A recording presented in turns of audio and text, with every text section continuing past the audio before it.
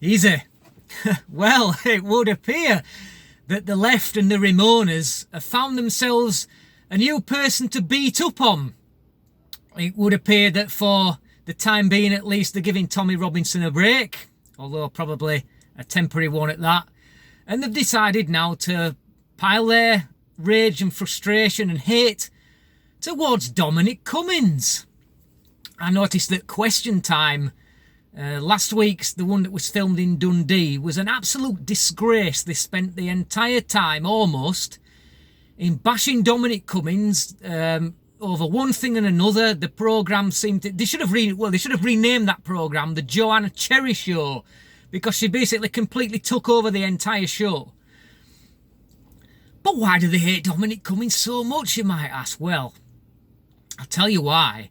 It's because this guy is an absolute powerhouse, right? He succeeds at everything that he sets his mind out to achieve. Let's start with the Vote Leave campaign on the run-up to the EU referendum. It can be said that perhaps the success of Vote Leave was down to Dominic Cummings himself. He was also responsible for the Boris Johnson campaign as Tory leadership, and it was again behind Boris Johnson's campaign in the general election, which resulted in a massive majority for the Conservatives. So naturally they're piling their hatred onto him now, and it looks like that when everything goes wrong in the country, oh yes, you can blame Dominic Cummings. Dominic Cummings is responsible for Sajid Javid leaving as the Chancellor. They say that the reason for that was to merge the departments in some way to rein back the powers of the Treasury. And it's all it's all Dominic Cummings' fault. It's all this. It's all his doing that the Chancellor resigned. Well, they don't like Dominic Cummings because they can't stand the fact that he succeeds. They can't stand the fact that he's outsmarted them at every opportunity. That the Remoaners have lost and they still continue to fight this battle. And now they can't find anybody else to attack because the phase 1 of Brexit has now gone through. Now they want to attack the man behind the campaign, which is Dominic Cummings. And I have to say that I'm very pleased at the appointments of Suella Braverman and Rishi Sunak to the Attorney General and Chancellor, respectively.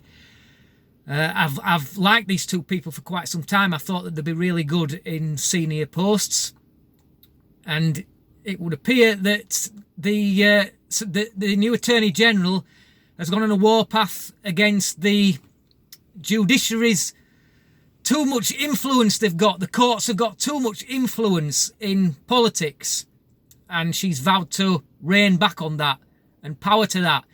You see, have you noticed something there? I've just praised two people with brown skin because I'm so far right. How could I possibly do such a thing?